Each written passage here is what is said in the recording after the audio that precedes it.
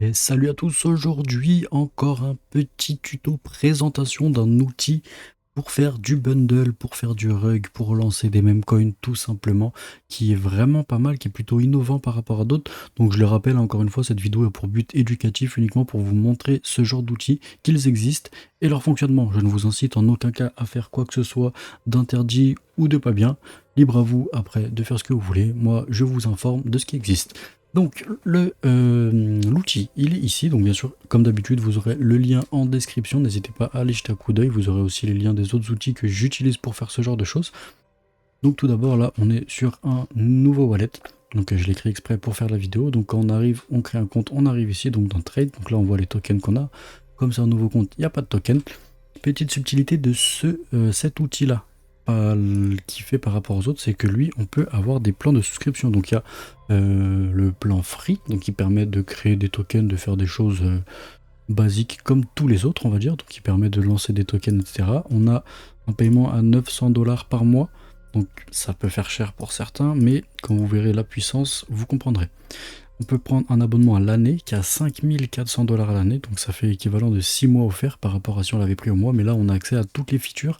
L'avantage de prendre les abonnements, c'est qu'il y a zéro frais de trading, donc les seuls frais qu'on a du coup à l'utiliser, c'est les frais de blockchain et les frais de création de tokens. Donc ça, à ce moment-là, vous serez tranquille.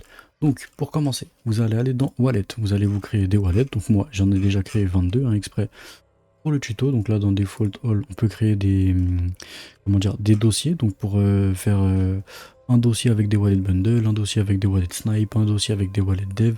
Là, libre à vous après d'explorer. On peut faire browse task, donc là j'en ai pas fait encore, mais on peut créer des tâches. Ensuite on va dans launch pour lancer un token, on fait create, on choisit pump fun, bags ou printer.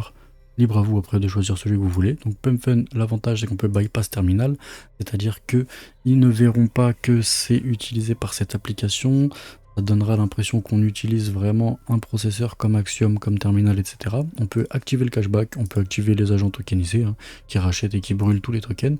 Donc ça, je vous apprends rien. Vous choisissez MyM Mode V2, la V1 est M. Vous choisissez V2 ou MyM Mode. MyM Mode c'est pas mal aussi pour faire de l'argent, donc on coche ça, ce qui attire le plus de monde. On fait Create, là ça nous met Placeholder, donc on a un pré-token on va dire. Ensuite ici, soit on entre une clé privée à nous-mêmes, une custom, soit on fait assign from pool. Ça crée une adresse de token automatiquement. C'est celle-ci qui va être utilisée du coup pour le lancement du token. Ce qui est bien, c'est que quand vous voulez faire un tweet, etc. par rapport à ça ou une communauté, vous avez déjà l'adresse du token avant même qu'il soit créé. Donc vous pouvez tout préparer avant même de l'avoir lancé. Et ça, c'est le gros avantage.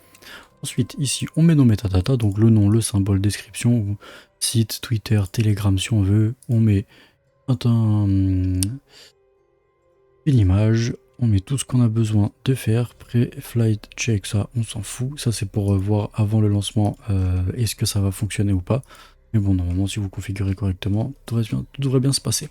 Ensuite on peut faire wizard, donc ça on clique dessus, c'est le plus simple pour lancer, donc on choisit un dev, donc on va dire le premier ce sera le dev, combien il va acheter, le dev il va acheter 0,9, on met les priorités. On peut mettre ProTrade pour qu'on apparaisse comme ProTrader dans Axiom, dans Terminal, etc. On peut mettre du JIT type, ça, ça c'est comme on veut. Auto Sell Dev, donc ça je vous conseille de le mettre. Vous mettez ça et vous mettez 5000. En gros, au bout de 5 secondes, le dev va automatiquement vendre. Ça veut dire que même si vous oubliez de le faire ou quoi que ce soit, si on a un sniper, ça va vendre. Au bout de 5 secondes, sans qu'on ait rien à faire. Ensuite, on peut créer un bundle avec cet outil. Donc on va choisir par exemple les wallets 2, 4, 6, 8, 10, 12. Voilà, on met que les bundles vont acheter soit dans un range, soit on choisit le montant que chacun va acheter indépendamment. Donc moi le mieux, pour pas se prendre la tête, je mets entre 0,1 et 1. Donc là ils vont acheter automatiquement, ça va répartir des montants aléatoires entre 0,1 et 1 Solana.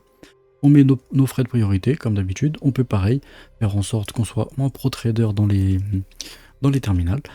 Ensuite, auto sell bundle, c'est si on veut que automatiquement ça vende après l'achat. Donc là, pareil, on peut mettre 5000 ou on peut mettre 8000. Donc après 8 secondes, ça va vendre tout le bundle. Ça, je vous conseille pas de le faire, je vous conseille de le faire à la main pour être tranquille. Ensuite, on peut faire des snipers. Donc les snipes, l'avantage des snipers, c'est que par rapport au bundle, pour ceux qui comprennent pas, le dev le dev achète au lancement du token. Le bundle achète en même temps que le dev, donc dans le bloc 0. Ensuite, les snipers, eux, ils vont acheter au bloc 1 ou au bloc 2. Donc ils vont acheter quasiment instantanément, mais avec un petit délai par rapport au bundle et aux développeurs. Donc ensuite, eux, on va choisir. Donc on met 3, 5, 7, 9, 11. On va dire on prend 6 snipers. Pareil, soit on met une range de montant aléatoire, soit on met en statique et on choisit nous-mêmes le montant que chaque sniper va dépenser. Toujours pareil, on peut faire un anti-mev protection pour éviter de se faire tabasser par des frais qui n'étaient pas prévus.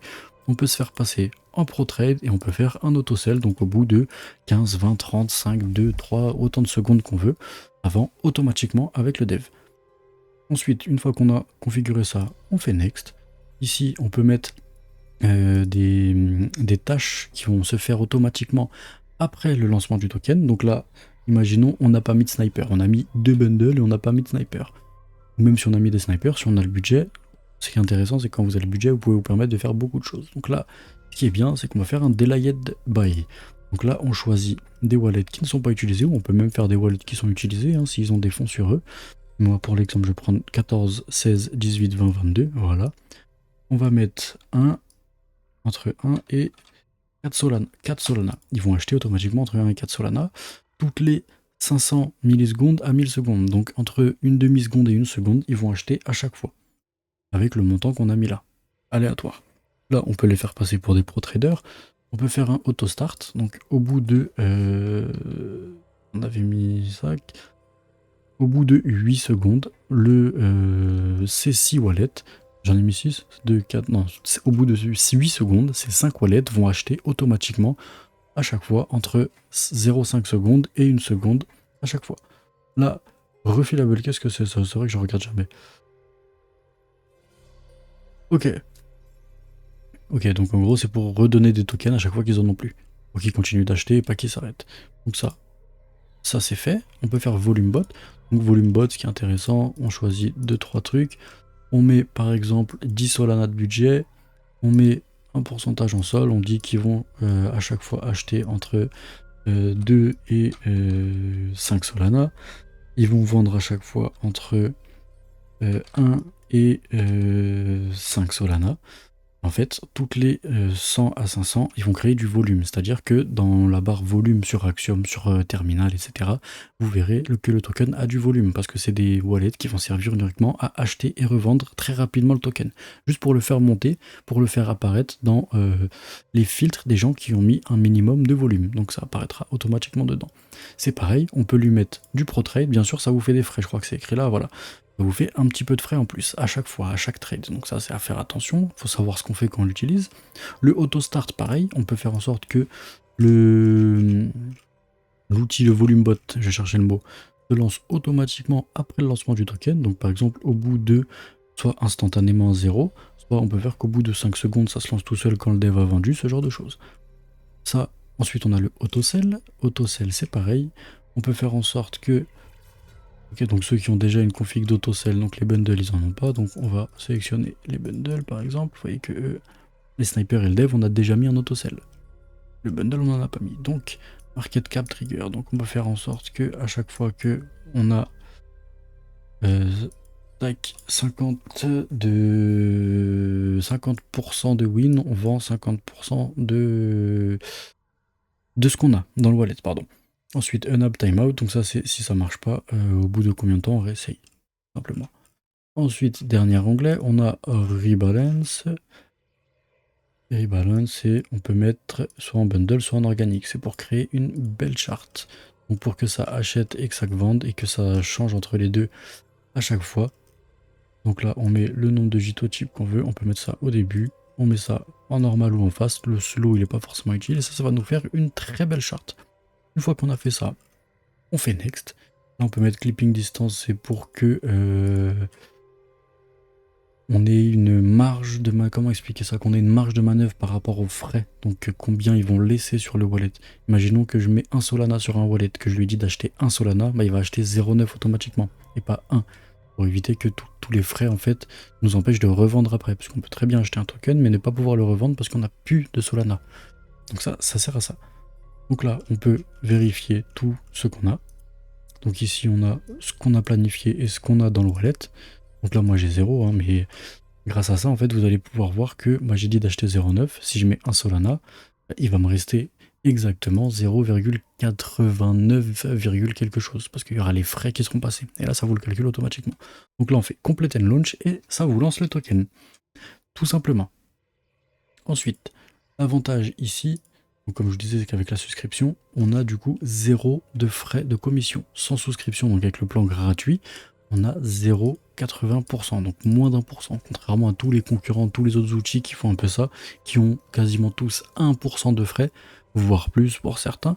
Celui-ci est à 0,80, voire 0 si on prend l'abonnement et toutes les features possibles qui existent sur le site.